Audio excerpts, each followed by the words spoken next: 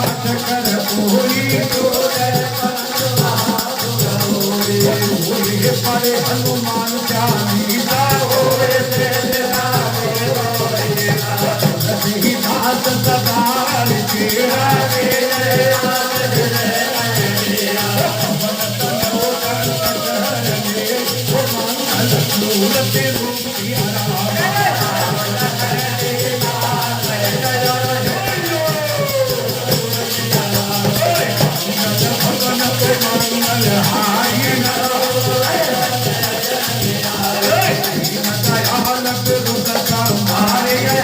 दास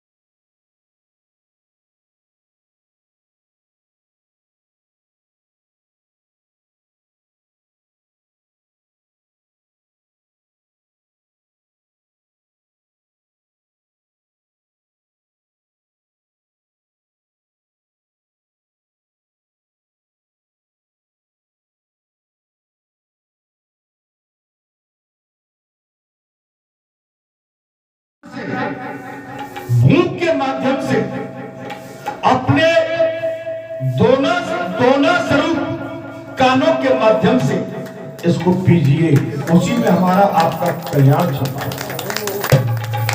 कथा प्रारंभ करने से पूर्व आपने देखा कितनी सुंदर वाणी के साथ वो अपने अनुभव की, अपने भाव को प्रकट करते हैं। भाव में ही भगवान है। ठीक है, कथा में सारी बातें हमें कहते रहते हैं। आपके सामने लगभग 20 वर्ष से हम अपने भाव को आपकी झोली में, आपके चरणों में, आपके हृदय में अर्पित करते हैं। बस वही सबसे बड़ी सच्चाई है और वही सबसे बड़ी साधना है। जी, आरती करेंगे कि अपने अपने धर्म की और सबका को पीर, उन्हें पीर सब घरन की धन्य धन्य गोरी कि नीच गज का गज राजा मिल की खबर ली आपने भक्ति द्वारा भीलनी मुक्त कर दिया आपने के भक्त कितने आप पर और जीवन निछावर कर गए, नाम लेकर आपका पापी हजारों कर।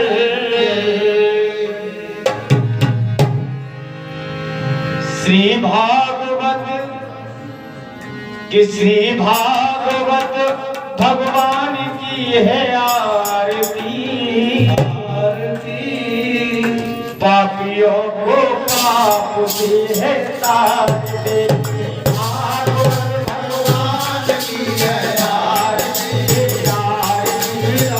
पापियों को पाप की है तारते। भागवत भगवान की है आरती, पापियों को पाप की है तारते। भागवत भगवान की है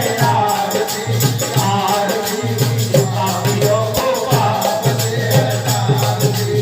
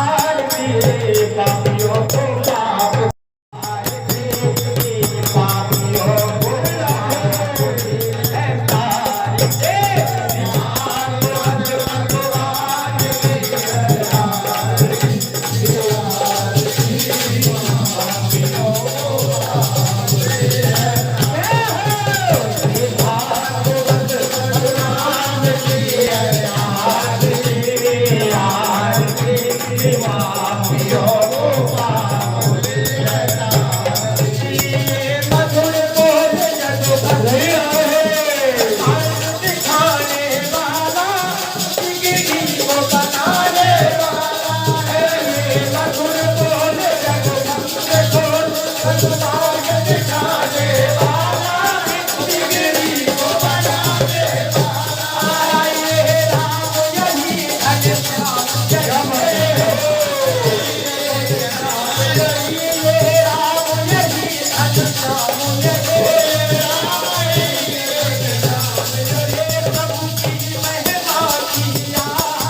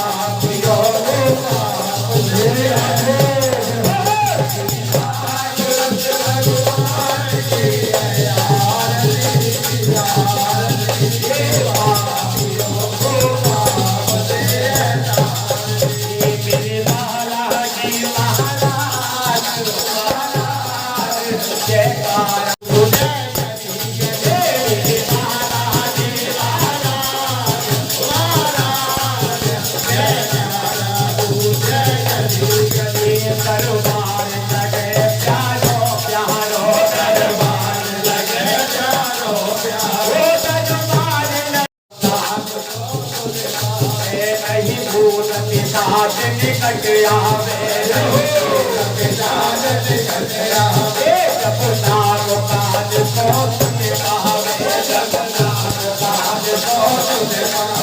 नहीं भूत पिशाच निकट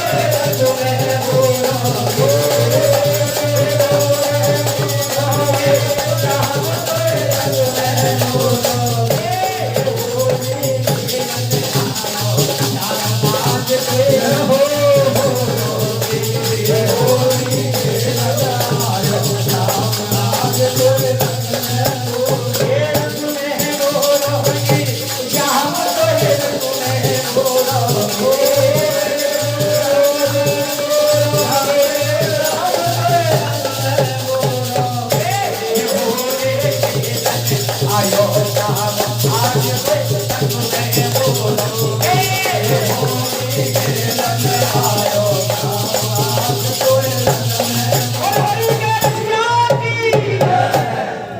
के बिहारी बहुत ही सुंदर, अति उत्साह, अति आनंद और महा आनंद। होलिका का महापर्व और भगवान का तो हर दिन शुभ होता है और भगवान का हर दिन मंगलमय होता है और भगवान के हर दिन में त्योहार होता है। भारत देश में त्योहार के महापर्वों की भीड़ लगी हुई है। ठीक है, आप सभी को अभी से इस महापर्व के लिए शुभकामनाएं। वृंदावन में तो 1 महीने होली चलती है, लठमार होली, कुंटलों गुलाल उड़ जाता है। और ये भूमि भी वृंदावन की भूमि है। यहाँ गौ हद है, यहाँ तक गौओं की हद है।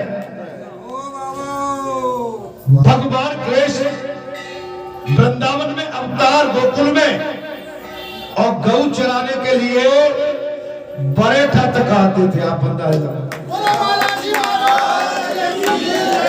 अब कहेंगे कि कहां गोकुल कहां बरेठा, तो भगवान के तो पग पगड़े बड़े हैं ना।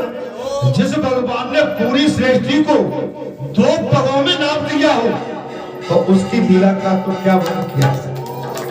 वो लीलाधारी, उन्हीं लीलाधारी भगवान की कथा को आवाज बढ़ा मेरे भाई।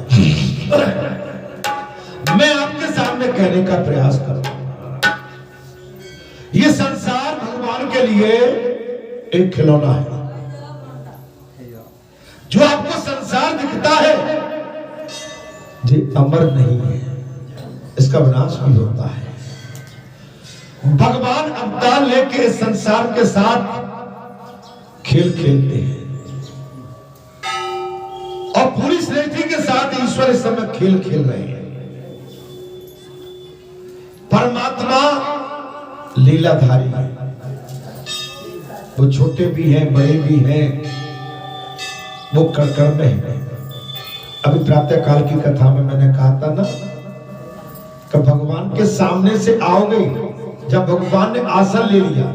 अब बात करता हूं, भगवान तो चारों तरफ है और भगवान कण में, लेकिन भगवान जब आसन ले लेते, जब हम आसन ले लेते, आसन ले लेते हैं, तो भगवान की दृष्टि सामने होती है। बोल सच्चे दरबार की जय। और सामने से आप हम आएंगे तो भगवान आशीर्वाद देंगे, बगल से आएंगे, पीछे से आएंगे तो हम हमको आशीर्वाद नहीं मिल पाएगा। इसलिए मेरा आप सभी से अनुरोध है कि जब महापुरुष बैठे हुए हो, माता पिता अगर आसन लेके बैठे तो सामने से आके उनकी चरणवंदना कीजिए, आपको दोनों हाथों से आशीर्वाद देगा। जैसे आपने देखा हो कई बार जहां गद्दी पर बैठे वहां से कई भक्त हाथ उठाते हैं, हमारा हाथ अनायास उठ जाता है, ऐसे करते हैं। अब कोई इधर उठाता है पता नहीं, अगर कोई इधर से आता भी है तो हमारी दृष्टि, हमारी भय भूल गई और प्रकटु भूमि वो खतरनाक होती है। जय हो बाबा। इसलिए मैं आपसे कहता हूं, अच्छा जो बाबा की भगवान की सेवा में रहते हैं उनको सावधानी बरतनी पड़ती है। अगर हम चौकीदार सिपाही हैं किसी कार्यालय के, किसी के घर के या भगवान के घर में, तो हमको ध्यान देना चाहिए कि इस घर की और इस देवालय की मर्यादा क्या है। कुछ मैं ठीक बोल रहा हूं? अगर हमने ड्यूटी निष्ठा से नहीं निभाई तो आपको आपका मालिक कुछ दिन इंतजार करके बाहर कर देगा। समझ में आ रही है? इसलिए ड्यूटी जहां भी देते हैं, संसार में ड्यूटी बहुत है, भगवान का संसार बहुत बड़ा है और भगवान के संसार में हमको अपनी ड्यूटी निष्ठा के साथ निभाना चाहिए। सच्चाई के साथ और ईमानदारी के साथ। हम नौकरी करते हैं, शासन महीने में हमको पगार देती है, मेहनत देती है। मजदूर दिन भर मजदूरी करता है, मालिक शाम को उसके बताए अनुसार उसको मजदूरी देता है। ठीक है, इसलिए मेरा आप सभी से अनुरोध है, अगर हमने उसमें कहीं नाकामी की तो हमारा किया हुआ धर्म सब। ऐसे ही साधना ये देवालय है, जैसे आपके भगत जी महाराज, आप संत महात्मा पूजनीय सभी, हमारी कहीं भक्ति में कोई कोताही, आलस या हमने कुतर्क किए तो हमारा भक्ति का मार्ग खिन्न भिन्न हो जाएगा। ठीक है, हम कथा की ओर चलते हैं। कथा में कहा है महाराज कि प्रेम रस में डूबे हुए रसिक जन ही उनका अनुभव कर पाते। प्रेम रस, संसार को हम प्रेम से जी सकते हैं, लड़ाई झगड़े से नहीं, क्रोध से नहीं, प्रेम से, आपत्तुपी से नहीं, अपने अहंकार से नहीं, किसी को मरने मारने के लिए नहीं, प्रेम से जीते। भगवान का दरबार, और भगवान के दरबार में जो आप धन चढ़ाते हैं, उस धन पर व्यक्ति विशेष किसी का अधिकार नहीं होता है। अगर उस धन को आप हड़पने की कोशिश करेंगे तो अगले जन्म में आप क्या हो सकते हैं मैं बताऊं। जो झाड़ू लगाते हैं, जो गंदगी उठाते हैं, इस समय अभी आप देख रहे हो, उन्होंने कोई ऐसे पूर्व जन्म में गलत काम किए हैं कि आज उनको संसार की गंदगी उठा के अपने सर पर रख के गंदगी फेंकना पड़ रही है। मैं ठीक चल रहा हूं?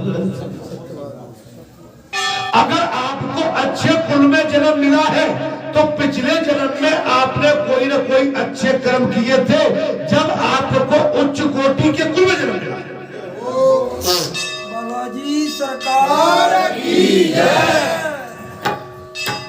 उच्च कोटि के कुल में बैठ के आप घिनौने पाप से सने हुए कर्म करेंगे तो तैयार हो जाओ अगले जन्म के लिए कि आपको इस संसार की गंदगी उठाना पड़ेगी और नीचे कुल में जन्म मिलेगा।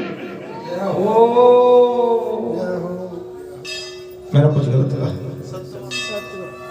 कोई कहे हम क्षत्रिय हैं तो क्षत्रिय हो तो किसी को मारोगे थोड़ी। कोई कहे हम ब्राह्मण हैं, ब्राह्मण होके किसी को गाली गलौज अपमान थोड़ी किसी का करोगे।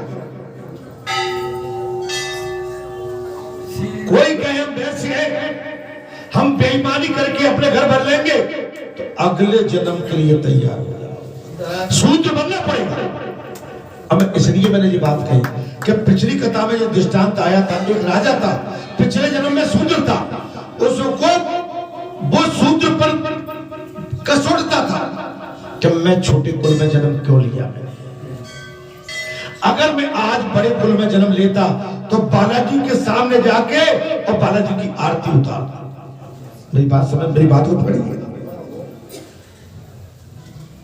वो सत्कर्म में लग गया, धर्म में लग गया, भगवान की भक्ति में, साधना में लग गया, त्याग वैराग्य में लग गया, बेईमानी सब छोड़ दिया। वही पिछले जन्म का शूद्र चक्रवर्ती राजा बना। कुछ समझ में आ रही है कि नहीं आ रही? निर्णय आपके हाथ में। अगर शूद्र नीचे कर्म करके शूद्र बनना चाहते हो, तुम्हारी मर्जी, और अच्छे कर्म करके राजा या अच्छा कुल चाहते हो, वो भी तुम्हारी मर्जी।